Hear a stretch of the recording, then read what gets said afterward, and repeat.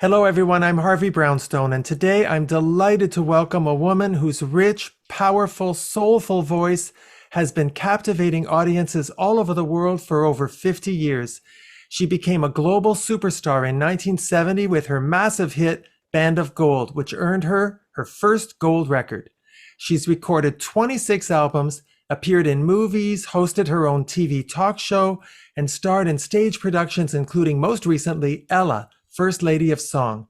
She's been inducted into the Rhythm and Blues Music Hall of Fame and the Soul Music Hall of Fame 3 times. And most recently, she's released a new album called Let There Be Love, a collection of duets with iconic vocalists, including the legendary Johnny Mathis. She is the fabulous Freda Payne. Freda, thank you so much for joining us. Oh, thank you, Harvey. It's indeed a pleasure to be with you and having an interview with you. You are yet another brilliant musical artist who came out of Detroit. What is it about that town that produced so much musical genius? Well, all I can say is that I remember a lot of the talent, especially the people of African American lineage. They migrated from the South. People came to Detroit looking for work, looking for jobs. And you had Ford Motor Company, you had General Motors, Chrysler, Cadillac, Dodge. And I remember as a little girl growing up, all the men in my family, my grandfather, my uncles, my dad, they all worked for General Motors, Ford's, Chrysler, one of those companies. And I think the talent it's just because I guess it's the Midwest and they all kind of migrated into that pool, that area, that designated section of the country. Of course, there are people from other cities as well. Chicago, talent comes from everywhere. But I know what you're saying is that some major artists have come or who were born and reared basically came out of Detroit. Yeah, you're right. Frida, who were your musical influences growing up? Of course, Ella Fitzgerald, who have a very close relationship with in terms of artistically, because I perform as Ella in a stage play. By the way, I've done that 3 times. It's called Ella Fitzgerald, First Lady of Song, and then I also do Ella Fitzgerald tributes, like one woman show. I also I admired Judy Garland.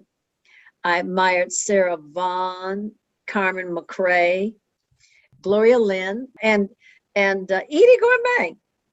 Oh, she was fabulous. Hmm. Now, you're so well known as an R&B singer because of Band of Gold that many people may not realize that your musical roots were in jazz and that jazz is your first love, isn't it? Oh yeah, oh yeah. I started out as a teenager singing jazz. I was a fan of jazz music when I was just like 13 years old. Maybe it started when I was 12, because that's the music that I used to listen to at night when I would go supposedly be going to bed. I remember I had a radio that was right up above my head, and it was a little tiny radio, and I would turn it on and I would listen to it. And there was a station where they played like Chet Baker, sometimes Judy Garland, Julie London, Billie uh, Holiday. Billie Holiday, Ella Fitzgerald, Sarah Vaughan. They played Dizzy Gillespie, Miles Davis, Chris Connor, June Christie. These were Gloria Lynn, and so my ears were in tune to that. And then I was also taking piano lessons. And when you take piano lessons, they're not teaching you jazz and blues. You're playing the classicals. You're playing the classics. The Bach, Matthews, Tchaikovsky, Rachmaninoff. You're playing the classics and doing those piano finger exercises. So my ears were attuned had a different intonation in terms of what I was attracted to. My attraction was to that. And then this was pre-Motown. So Motown came along. When Motown did come along and they started putting out really great music, the Smokey Robinson and Marvin Gaye and people like that, and Martha Reeves and the Supremes, and the music got better. I thought the R&B music got better, and then of course they hired some of the arrangers they had we're jazz musicians, by the way, like Paul Reiser and people like that. They were jazz musicians, but they adapted themselves to do the R&B work because that's, like I said, that's where they were getting paid. Well, now, given that you were from Detroit, many people might have thought that you would end up at Motown because you were a child prodigy and Berry Gordy Jr. really wanted you, but you have your mother to thank for not going to Motown, correct? Correct. That's correct. Here is the Uh-huh. big question, and I've thought about this a lot, and I'm going to give you my opinion, but first I want to know from you. Looking back, both financially and artistically, was your mother correct to stop you from joining Motown? There was no Motown at the time. Barry hadn't formed Motown yet. I was 14 years old. We're talking about 1957-ish, okay? And there was no more, he hadn't formed Motown yet. So she had nobody had an idea unless they were some kind of a psychic or something or prophet that what was going to happen in the future with Barry and Motown. But Barry was like a lot of people that I encountered who were striving to have success as songwriters and hit makers, and they were talented. Barry was just the one that was the anointed one. I have to use the word anointed to be who he is because he worked hard. He was a workaholic and he was a drill master. And I did work with Barry. Barry wrote 4 songs for me back when I was 14. And we recorded them at a studio in Detroit called United Sound. And it was on the same West Grand Boulevard, the same street that Hitsville, the original Hitsville studio, was located. Matter of fact, just almost in the same block. We recorded those songs, and Barry took the songs we went to New York with the songs, and Barry had a meeting with Morris Levy of Roulette Records. And then when we came back, Barry arranged to have a couple of days later, he sat down with my mother for a meeting. He says, I want to manage Freda. And they went back and forth and back and forth. And my mother would say, okay, this is what you want, Barry. You want this percentage to manage my daughter, and the agent gets this percentage, and who pays for what? Barry said, well, your daughter would have to pay for it. It comes out of your daughter's salary. Oh, my mother just didn't. My mother, they just had differences in negotiating, and Barry wouldn't budge, and my mother wouldn't budge. So that was it. That was it. And then the second time it almost happened. This time I was in my 20s and I was a professional, and I was working. I was working and making appearances on the Tonight Show and everything like that. And I encountered Barry in England, in Manchester, and he was traveling with the Motor City Review. We're talking the year of 1965. He said, Freda, when you come home to Detroit, give me a call. Maybe we can do something. Well, I did that when I got back. And he mailed a contract to my house, and we looked it over, and my mother looked it over. And we had a neighbor who was an attorney, and who was a very good attorney, by the way. His name was Allen Early Jr. He was well known in Detroit. And he looked at it because he was good friends with my parents. And he said, well, let's change a couple of things, because that's what a contract is for, right? Negotiating. Right. So we kind of just changed a little here, a little there, and that was it. Nothing drastic. We send it back, get a call from Barry. He says, look, we can't do business, but we can stay friends. And that was it. Well, I think you were actually fortunate. I've really thought about it a lot because I followed your career. You know, eventually, the only woman Berry Gordy Jr. was really interested in promoting was Diana Ross. And I think you would have been buried at Motown. I think it was really good that you didn't go there, for whatever it's worth. Well, you know what? Thank you for your opinion, because I agree, absolutely. And I'll tell you, my reading on it is that had I gone, kowtowed and gone with him, at that time, he was well on his way in seeing where he was going with Diana. He was well on his way in putting his let's say, his money Focus. behind Diana and his muscle behind Diana there, and he would have had to do something with me. So I would have probably wound up leaving them anyway. because I would have seen that I was being, mistreated or overlooked or whatever. And there would have been some kind of a fight or a conflict, most definitely. And being that I was already a solo artist, I was not in a group. I was a solo artist. I think he saw for a moment, like maybe it's not such a good idea to bring Freda over here because I won't be able to do right by her. That's how I felt. I really agree with that. Now, a lot of people may not know that your sister Sherry Payne was a member of the Supremes from 1973 to 1977. So you definitely have a Motown family connection there. Oh yeah, but you know what? To this day, Barry loves me. He respects me. He considers me family, and for some reason, I swear, no matter where I go, especially when I work in the UK, most people always associate me with Motown. They'll say Freda Payne, Motown artist, blah blah blah. And I said, wait a minute, I'm not a Motown artist. But you know what the connection is? When I recorded Band of Go, when I signed with Invictus Records, Invictus was headed and run by Holland Dozier and Holland, which was Eddie and Brian Holland, Lamont Dozier, and they were the golden boys of Motown. They were the ones that wrote and produced the main classic hits for the Supremes, for the Four Tops, for Martha Reeves and the Vandellas and all them. And so, I in a way, I felt like I was back with Motown when I got with Holland Dozier and Holland. I know that they did create their own record label called Invictus. What made you decide to join their label? Well, here's what happened. I went to New York when I turned 18. I graduated from high school when I was 16.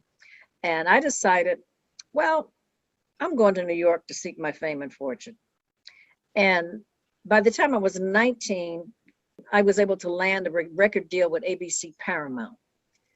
And then I did a single with that label. And then they wanted me to do an album on their jazz label, which was Impulse. Being on Impulse was like being on Blue Note or Verve, which is strictly jazz. So anyway, I was living in New York. This was 1968. And I was living in a high-rise apartment complex called Central Park West. And I get a call from a lady who was also a singer by the name of Tamiko Jones, who lived in the next high-rise next to mine. And she said, Freda, guess who's here visiting me from Detroit? And I said, who? She said, Brian Holland. And he says he knows you. I said, he knows me? We went to high school together. So anyway, Brian gets on the phone and says, Freda, how you doing? What's going on? Are you busy? Why don't you come by? I want to see you. So I walked over there and Brian started, asking me a lot of questions and I hadn't seen him in years. And he had become famous, Holland, Dozier and Holland with Motown, with all these hit records. And so he said, Freda, what are you doing? Are you on a label now? I said, I just got released from Paramount, from ABC Records. And then he said, okay, and are you being managed by anyone? I said, well, I just had a contract with Joe Scandori, who was my manager for 5 years. I said, and I just moved away from that relationship. So I'm not being managed at the moment, at that time.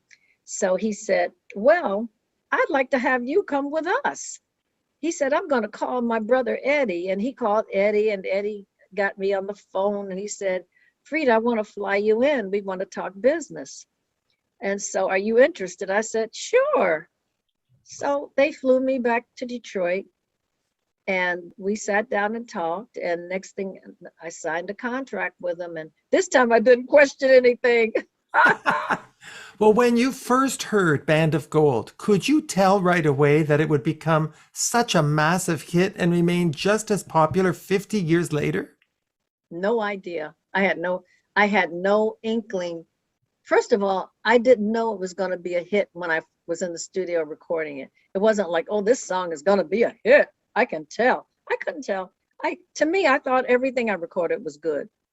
Like they were all good. And here's another thing, being that I was more like a jazz singer, and also I had done Broadway.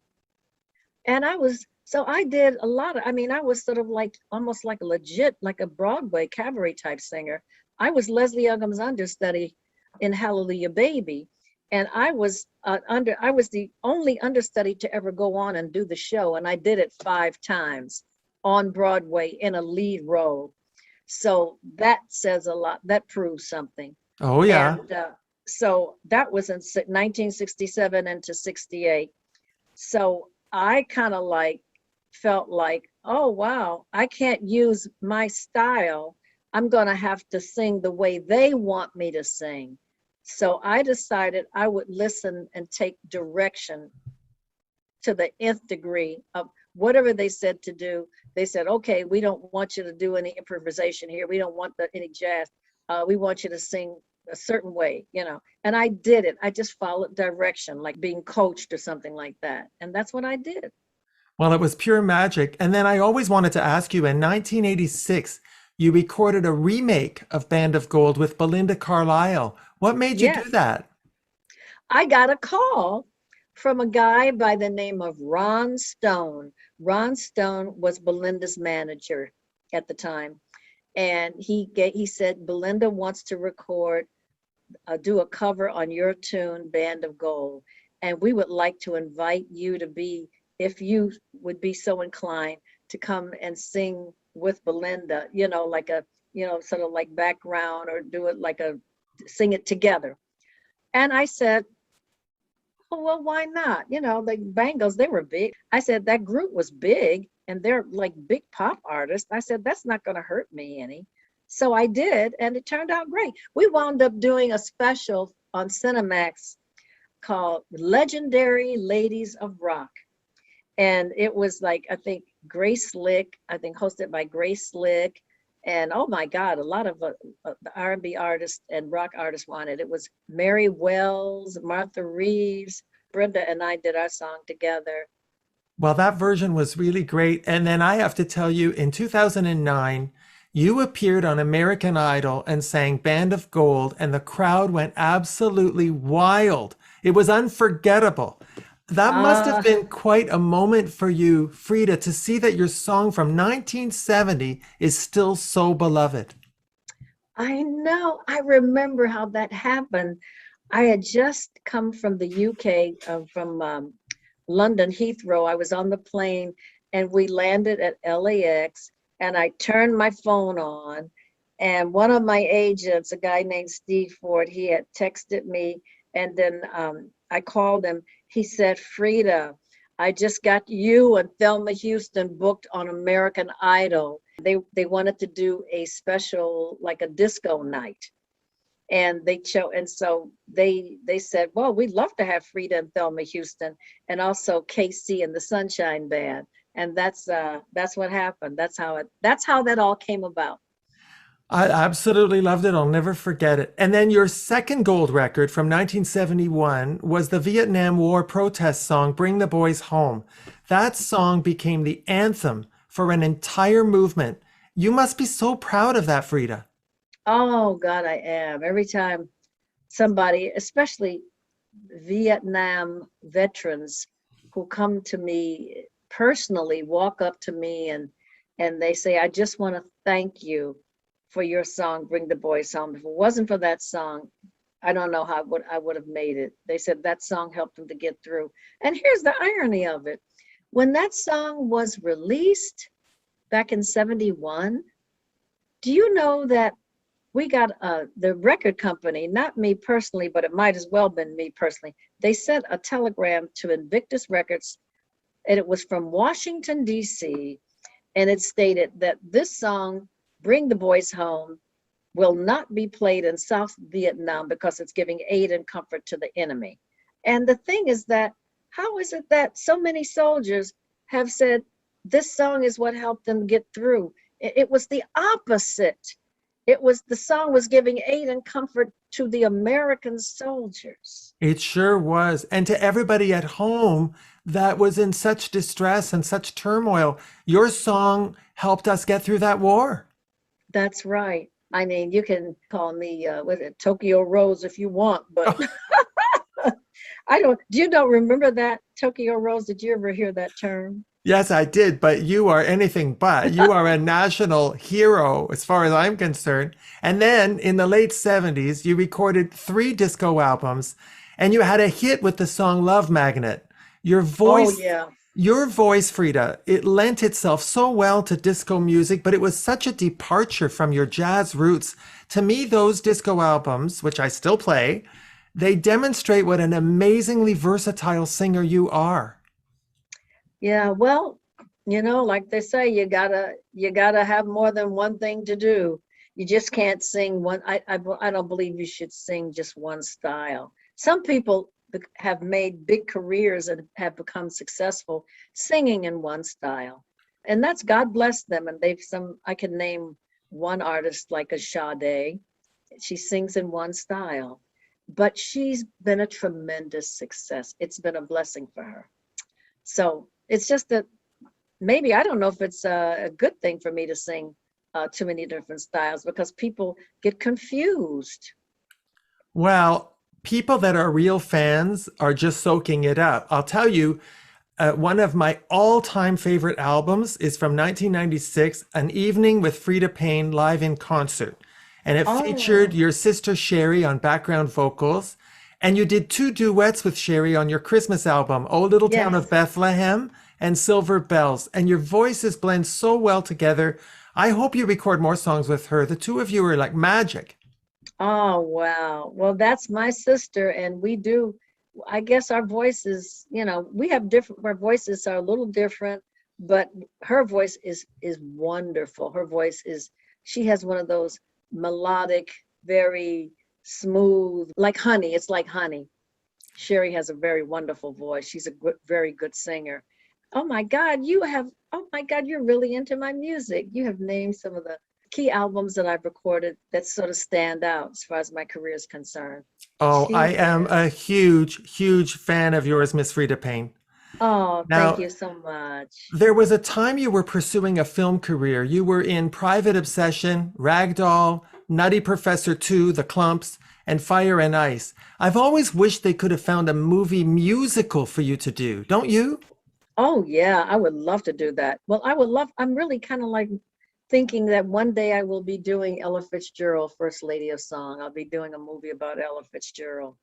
Oh, But Frida, you're I would giving me love that. goosebumps. I've done more than just those movies you mentioned. I've done Cordially Invited. That was another film I did. And I did a movie where it just went straight to video, but it was from a play that Donald B. Welch wrote and produced and directed. And it was called The Divorce. And another one, it was called, this wasn't done into a movie, but it was a play. It was called A Change Is Gonna Come. Well, that would be an amazing movie too. And I did another movie called Kinky. That was about 3 or 4 years ago. But that was just a small vignette. It wasn't like much of a part at all. And you've also had a very impressive theatrical career. As you mentioned, 1967, you understudied Leslie Uggams on Broadway and you performed the show 5 times. You did a show called Blues in the Night. You did a Oh, show yeah, You did a show called Love and Pain with Darlene Love. And of right. course, there's your amazing show, which you still do, Ella, First Lady of Song. Do you have to Ella pin- Fitzgerald. do you have to pinch yourself when you're on the stage singing the songs of your childhood idol, Ella Fitzgerald? Yes. And you know who else? There's another show, and that is Duke Ellington's Sophisticated Ladies. I did Yes. that. I've done 8 companies of Duke Ellington's Sophisticated Ladies. Eight over a period of over 20 years, 8 companies. And it all started, the first one was in 1982. I did the Las Vegas company at the Desert Inn, 8 months. And then I did a national tour company in 85. And then I did another one I did the Sacramento Civic Light Opera Company. And then then I did a company in Oslo, Norway. And then I did another company in Italy. And then I get another company that was also in the United States where we just did, it was like the state of Texas, where we did Dallas and Houston. That was it. But Where do you get I've done, all the energy? You've never stopped working in like 6 decades. that's right. I don't know. I just keep going. It's sort of like, hey, as long as I'm not debilitated or handicapped, I can do it. Of course, last year I had a knee replacement, and things like that happen to people in our age group. Yeah, People. your age group is about 45. Oh no, darling, I'm in my late 70s. It sure doesn't show. And I want to I'm ask in. you, in 2011, you recorded a duet with Sir Cliff Richard called Oh Saving a yeah, Life, Saving a Life. And you went on tour with him in the UK. What was I that did. experience like? It was phenomenal. It was one of the best tours I've ever been on in my entire career, bar none, especially in the UK. This guy travels first class all the way. I have no complaints. And on top of that, he's one of the sweetest persons you'll ever want to meet. He's a gentleman, and oh God, he's a polite person. He's talented and and Professional? and professional, of course, professional and generous. He's a great guy to work with, and I loved working on that show. I loved being on tour with him. I really did. It was like I said, he knows how to do it right, first class all the way, Well, that's class what act. you deserve, Miss Freda Payne. Yes, Now, I want to ask you about the new album, Let There Be Love. It's your first album in 6 years. You've gone back to your jazz roots. I have to tell you, I've been listening to it all day. I love it.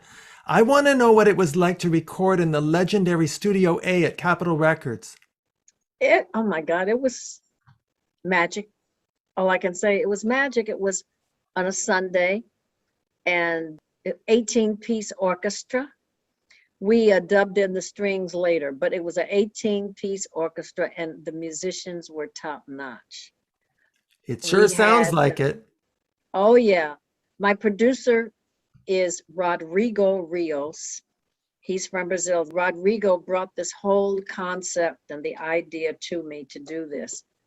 And then James Michael Getz is the person who became our executive producer. And then also I have producer credits. I'm like a co-producer as well, because I had a lot of input as well. It was all day long, started at 9 o'clock in the morning, actually maybe 8 for the musicians, and then 9. I got there about 9:30. Our first artist who walked in to do his duet with me was Kenny Lattimore. Yeah. And we did Let There Be Love. That's the title of the album, Let There Be Love. Then after he left, and we had a little break, a little hour break, and then in walks Johnny Mathis. Wow. I was like, oh my God, this heaven is opening up. It must have been a dream come true for you. I mean, the rendition you do of They Can't Take That Away From Me is absolute magic. And I'll tell you why. There's something very special that you and Johnny Mathis have in common. Your voices have simply not aged. You sing as well as you did 50 years ago. I actually think it's miraculous. Oh, thank you. Thank you. Well, don't You you? know, you know what? Because, because of this whole year this past year of not having that much work because of the pandemic, I noticed that if you don't, like they say, if you don't use it, you lose it. I noticed that when you don't sing for a long time, your voice gets it's not as flexible or doesn't sound as good. So I got to start singing more often, just singing around the house or vocalizing, go do my vocalizing. And Johnny sounded very well. Matter of fact, when he arrived at the studio at Capitol, he had come right from the golf course. Can you believe it? Really? He had come Wow. right from the Isn't he in golf. his mid 80s?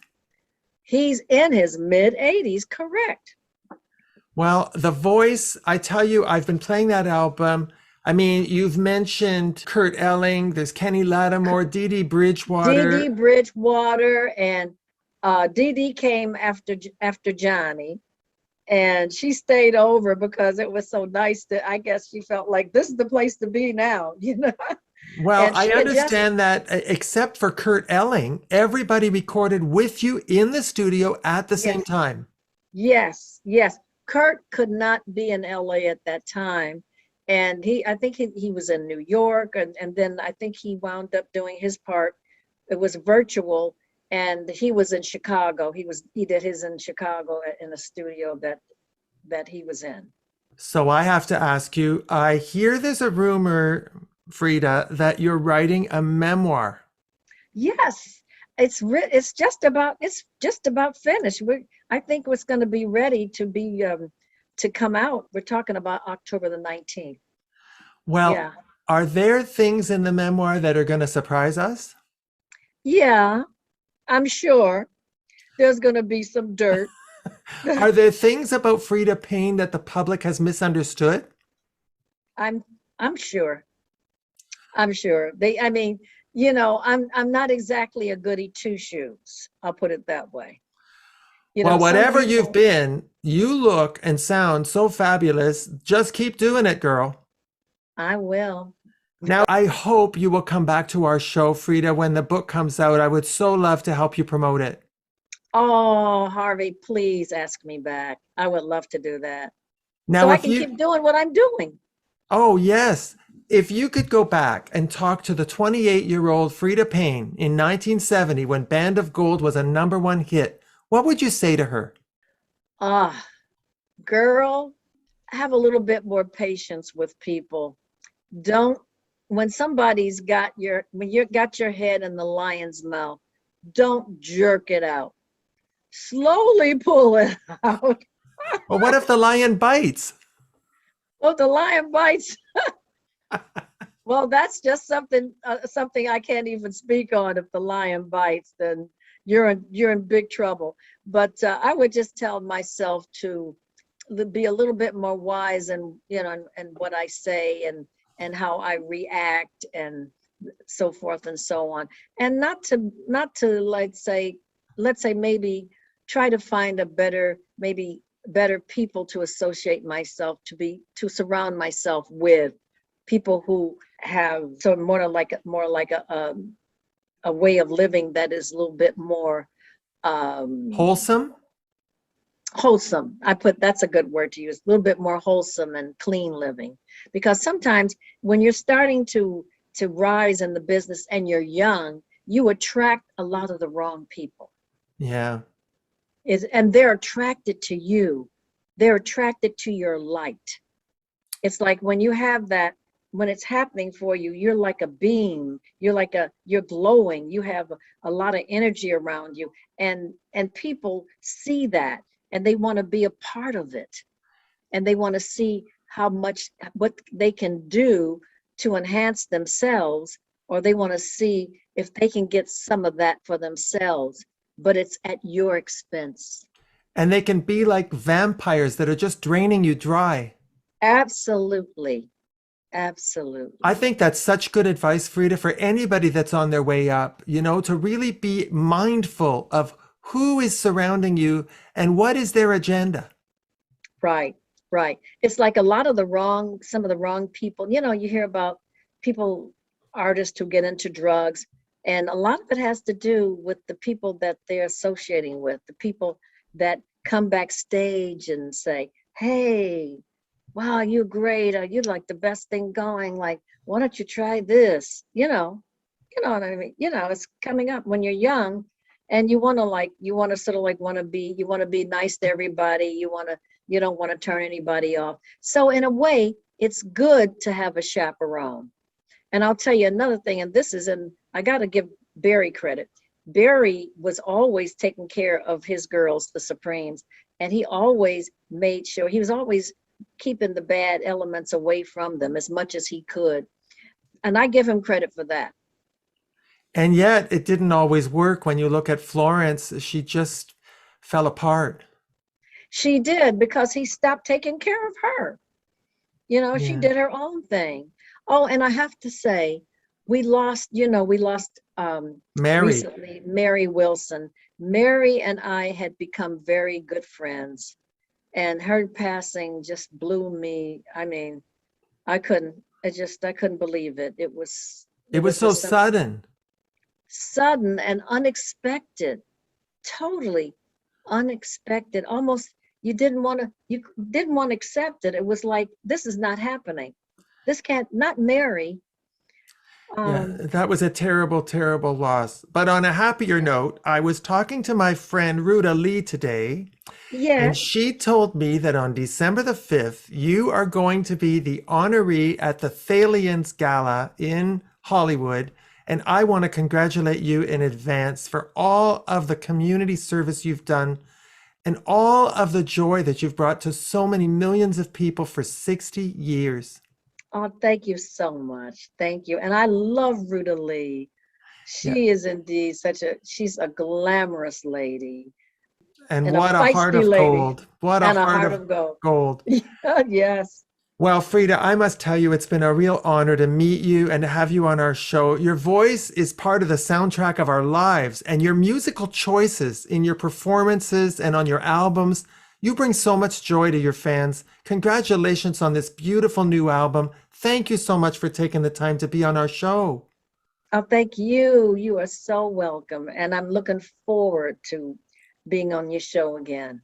Oh, for sure. When that book comes out, I'm going to be knocking on your door. All right.